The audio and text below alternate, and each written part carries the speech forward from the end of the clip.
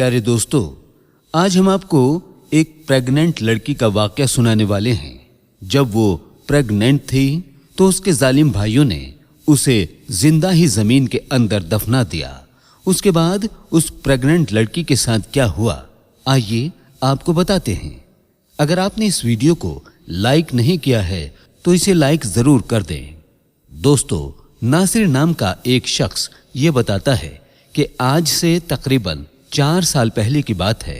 मेरा ताल्लुक एक ऐसे गिरोह से था जो चोरी किया करते थे। चोरी करने के बाद हम अलग अलग होकर कहीं छुप जाया करते थे ताकि पुलिस हमें पकड़ ना ले।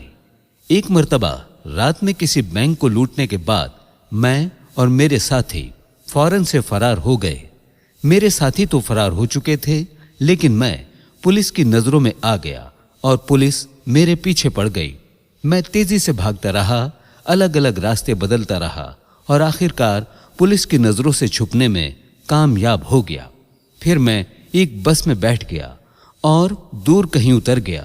जहां मैं उतरा था उस जगह के बारे में मुझे कुछ नहीं पता था। मुझे बस एक ही फिक्र थी कि कहीं पुलिस मुझे पकड़ ना ले। मैं जिस जगह उतरा था वो बिल्कुल सुनसान इलाका था। दूर दूर तक कोई घर नजर नहीं आ रहा था। सामने एक कब्रिस्तान था तो मैं चलते चलते कब्रिस्तान तक पहुंच गया। 14वीं का चांद अपनी उरूज पर था, जिसकी वजह से सब कुछ साफ साफ दिख रहा था। मैंने सोचा कि रात कब्रिस्तान में ही गुजार लेता हूं, सुबह होते ही यहां से निकल लूंगा। मैं बहुत सख्त जान और मजबूत दिल का मालिक था। कभी भी मेरी ऐसी हालत नहीं हुई थी जैसी उस रात हुई। उस रात मैंने फैसला कर लिया कि मैं आइंदा से कोई ऐसा काम नहीं करूंगा जहां जान के लाले पड़ जाएं। मैं बुरा नहीं था, बस बुरे दोस्तों में फंस गया था। मैं कब्रिस्तान में एक कब्र के सामने लेट गया। मेरे पास एक शॉल थी जो काफी मोटी थी। शॉल अपने ऊपर तान कर मैं सोने ही वाला था कि मुझे एक आवाज सुनाई दी। ये किसी लड़की की आवाज थी जो कह रही थी, भाई मुझे मत मारो, मैंने कुछ नहीं किया है, मुझे मत मारो, मैं गुनहगार नहीं हूं। ये आवाजें सुनकर तो जैसे मेरी रूह कांप गई। मैंने चादर अपने सर से हटाई और देखने लगा कि माजरा क्या है। जब मैंने देखा तो मेरे सामने तकरीबन 4 से 5 लड़के थे जो एक लड़की को घसीटते हुए कब्रिस्तान ला रहे थे। उनमें से एक लड़का बोला, तुझे जरा भी शर्म नहीं आई हम भाइयों की इज्जत खाक में मिलाते हुए?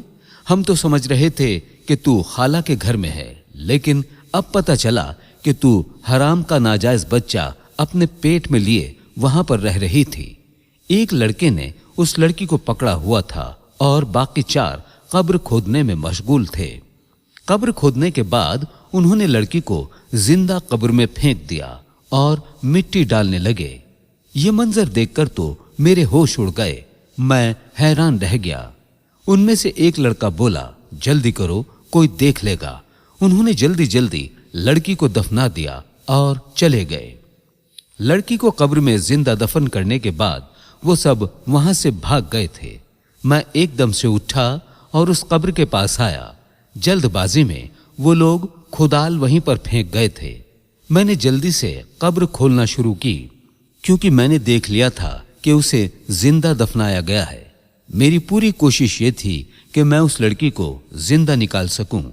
जब उस लड़की की चीखों की आवाज कब्र के अंदर से मुझे सुनाई दी तो मुझे हौसला मिला कि वो लड़की अभी तक जिंदा है। मैं अपनी पूरी ताकत लगा रहा था कि जल्दी से कब्र खोल सकूं। मैं कोई नेक इंसान नहीं था, एक आम सा आदमी था, लेकिन मेरी जगह कोई भी होता तो जिंदा दफन होने वाली लड़की को निकालने की कोशिश जरूर करता। मेरे ख्याल से कोई भी इतना बेजमीर नहीं हो सकता जितना उसके भाई थे। किसी को जिंदा दफन करना कहाँ की इंसानियत थी। मैं कब्र खोल रहा था और मैंने कब्र में एक सुराख भी कर दिया था ताकि लड़की तक ऑक्सीजन पहुंचती रहे। लेकिन अचानक ही उस लड़की की चीखें बुलंद हुई तो मेरी जान निकल गई। मुझे लगा कि वो मर गई है। मैंने उसकी आवाज सुनने की कोशिश की। मेरा पूरा जिस्म कांप रहा था। काफी देर तक कोई आवाज नहीं आई तो मुझे मायूसी होने लगी। लेकिन मेरी हैरत की इंतहा नहीं रही जब अचानक ही कब्र से एक बच्चे के रोने की आवाज आई। मैं परेशान हो गया कि बच्चे की आवाज कहां से आ रही है और कैसे आ रही है। कब्र के अंदर तो लड़की थी, तो फिर यह बच्चा कहां से आया? मैं डरने वालों में से नहीं था, लेकिन उस वक्त मैं बहुत ज्यादा डर गया था। अब मुझे लड़की के कराहने की आवाज भी सुनाई दे रही थी, यानी लड़की भी जिंदा थी। मैं खौफजदा तो था, लेकिन जो भी था मुझे कब्र खोदनी थी और लड़की को बाहर निकालना था।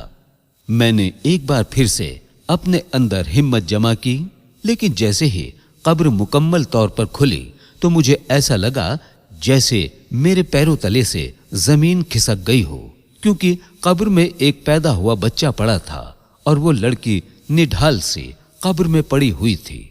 मुझे ये समझने में एक लम्हा नहीं लगा कि वो लड़की हमल से थी और उसने कब्र में ही बच्चे को जन्म दिया था। मैंने हिम्मत करके उस लड़की को और उसके बच्चे को कब्र से निकाला। मेरी जो शॉल थी मैंने उस लड़की का जिस्म उससे ढांप दिया। लड़की की हालत गैर थी और वो तकलीफ में थी और वो बच्चा मुसलसल रोए जा रहा था। मेरी समझ में कुछ नहीं आ रहा था कि मैं क्या करूं कि अचानक हाईवे पर मुझे एक वैन आती दिखाई दी। मैं उस बच्चे और मां को छोड़कर जल्दी से हाईवे की तरफ दौड़ा। मैंने वैन को रोकने का इशारा किया। पता नहीं कैसे, लेकिन इतनी रात में भी वो लोग रुक गए, लेकिन वो खौफजदा थे। मैंने उन्हें कहा कि मेरी बीवी और मैं कब्रिस्तान से गुजर रहे थे कि अचानक कब्रिस्तान में ही मेरी बीवी को दर्द शुरू हो गया और उसकी डिलीवरी हो गई। मैंने उनसे मदद के लिए कहा। तस्दीक करने के लिए वो लोग मेरे साथ आए तो उस लड़की और बच्चे को देखकर सारा मामला समझ गए और उन्हें मेरी बात पर यकीन हो गया। उनमें से एक शख्स ने कहा, इन तीनों को मदद की जरूरत है, वाकई ये लोग मुसीबत में हैं। वैन वालों ने हमारी मदद की और उस लड़की और बच्चे को अस्पताल तक ले गए। बैंक से मैंने जो चोरी की थी उसका हिस्सा अपने साथियों से मांगा तो उन्होंने मेरा हिस्सा मुझे दे दिया। मैं लड़की को उस जगह ले आया जहां मैं खुफिया तौर पर रहा करता था। जब उस लड़की की हालत संभल गई तो मैंने उससे सारा मामला पूछा। उसने अपनी कहानी बताना शुरू की और बताया कि मेरा नाम सिद्रा है, मैं एक नेक लड़की थी। एक दिन अचानक कॉलेज से वापस आते हुए एक लड़का मेरे पीछे लग गया और उसने मुझे एक खत दिया जिसमें लिखा था कि वो मुझसे मोहब्बत करता है। उसका नंबर भी नीचे लिखा हुआ था। पहले तो मैंने उसे इनकार कर दिया, लेकिन पता नहीं क्यों शैतान ने मुझे शायद बरगला दिया था और एक कमजोर लम्हे की जिद में आकर मैंने उसके मोबाइल में कॉल की और यूं हमारा राब्ता हो गया। फिर बात मुलाकातों तक पहुंच गई। मेरे 4 भाई थे। जब वो काम से बाहर जाते तो मैं उसे अपने घर में बुला लिया करती थी। घर पर कोई नहीं होता था। शैतान के बहकावे में आकर हमने वो गुनाह भी कर दिया जो हमें नहीं करना चाहिए था और जिसकी सजा अब मैं भुगत रही हूं। जब उस लड़के का नाजायज गुनाह मेरे पेट में पलने लगा तो मैंने इस बात का जिक्र अपनी खाला से किया। मेरी खाला ने मुझे बहुत बुरा भला कहा, बहुत बातें सुनाई, लेकिन उन्हें अपनी इज्जत बचानी थी, इसलिए वो मुझे डॉक्टर के पास ले गई। लेकिन पानी सर के ऊपर से गुजर चुका था। डॉक्टर ने कहा अब हमल जाया नहीं हो सकता, वरना लड़की की मौत हो सकती है। मैंने उस लड़के से राब्ता किया और कहा कि अपना रिश्ता मेरे घर भेजो, तो आगे से उसने कहा कि ये बच्चा ना जाने किसका है और मैं उस पर गंदा इल्जाम लगा रही हूं और मुझ जैसी बदकिरदार लड़की से वो शादी नहीं करेगा। अब मामला संगीन हो चुका था।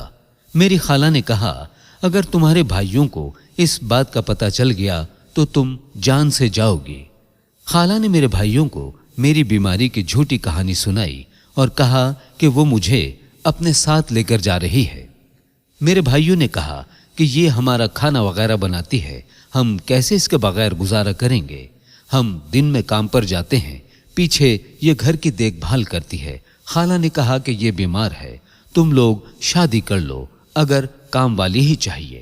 न जाने मेरी खाला ने कैसे मेरे भाइयों को राजी किया और मुझे अपने घर लेकर आ गई।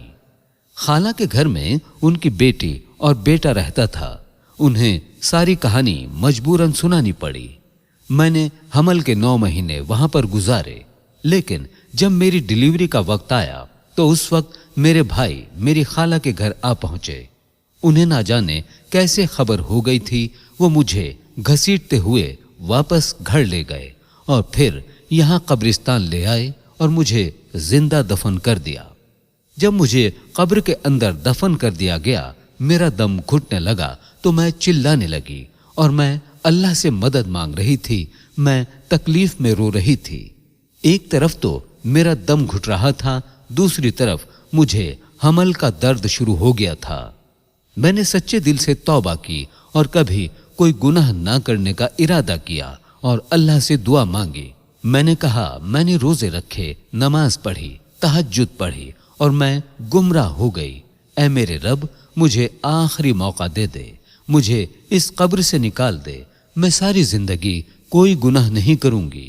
अगर मेरी कोई नेकी तुझे पसंद आई हो तो उसके बदले मुझे आज यहां से निकाल दे। मैं उस वक्त जानती थी कि आधी रात को कब्रिस्तान में कोई भी मुझे बचाने नहीं आएगा, लेकिन उस वक्त अल्लाह को मैंने दिल से पुकारा था। मेरा यकीन कामिल था। उन लोगों ने कब्र में ज्यादा मिट्टी नहीं डाली थी। इसके बाद तुम आ गए। तुमने पहली कोशिश में ही मेरे लिए हवा का रास्ता खोल दिया था। एक पल को मुझे लगा कि मेरे भाई वापस आ गए हैं मुझे निकालने के लिए, क्योंकि उनके सिवा कब्रिस्तान में उस वक्त कोई भी नहीं था। लेकिन फिर मेरा दिमाग काम करना छोड़ गया, क्योंकि बच्चे की पैदाइश का वक्त आ चुका था। कितनी अजीब बात है कि मैं ये सोचकर हैरान हूं कि मेरा बच्चा कैसा बच्चा है जिसने अपनी पहली सांस कब्र के अंदर ली। लोग दुनिया में आते हैं और अपनी आखिरी सांसों को पूरा करने के बाद कब्र में जाते हैं, लेकिन इस अनोखे बच्चे की जिंदगी की शुरुआत ही अनोखी थी, जिसने जिंदगी की पहली सांस कब्र के अंदर ली थी। मैंने अल्लाह से वादा किया था कि मैं कोई गुनाह नहीं करूंगी और अपने तमाम गुनाहों की माफी मांगती हूं। हम अपने रब को भुला देते हैं, गुनाहों में लग जाते हैं, लेकिन वो हमें नहीं भूलता। मैं तहज्जुद गुजार लड़की थी, खूब इबादत किया करती थी, लेकिन मैं बहक गई थी और अपने रब को भूल बैठी थी। लेकिन देखो तो सही, अल्लाह ने किस तरीके से मेरी मदद की। और आज मैं सोच रही हूं कि कैसे मैंने इतने मेहरबान रब की नाफरमानी की थी, उस शख्स के खातिर जो बदकारी का इल्जाम लगाकर मुझे बीच राह में छोड़कर चला गया। नासिर कहता है कि सिदरा अपनी कहानी सुनाकर फूट फूट कर रोने लगी, तो मैं भी सोच में पड़ गया कि ये तमाम वाकया मेरे लिए भी बहुत इबरतनाक था। मैं भी इस वाकये का हिस्सा था। उसी वक्त मैंने भी गुनाहों से तौबा कर ली और सिदरा से शादी का फैसला कर लिया। सिदरा से शादी का फैसला सिर्फ मैंने अपने अल्लाह को राजी करने के लिए किया था, ताकि अल्लाह मेरे गुनाह माफ कर दे। आज मैं इल्म रखने वाला बंदा हूं। मैंने इस्लाम के बारे में बहुत कुछ जाना है और मेरी बीवी औरतों को दर्स देती है और हम खुशहाल जिंदगी गुजार रहे हैं।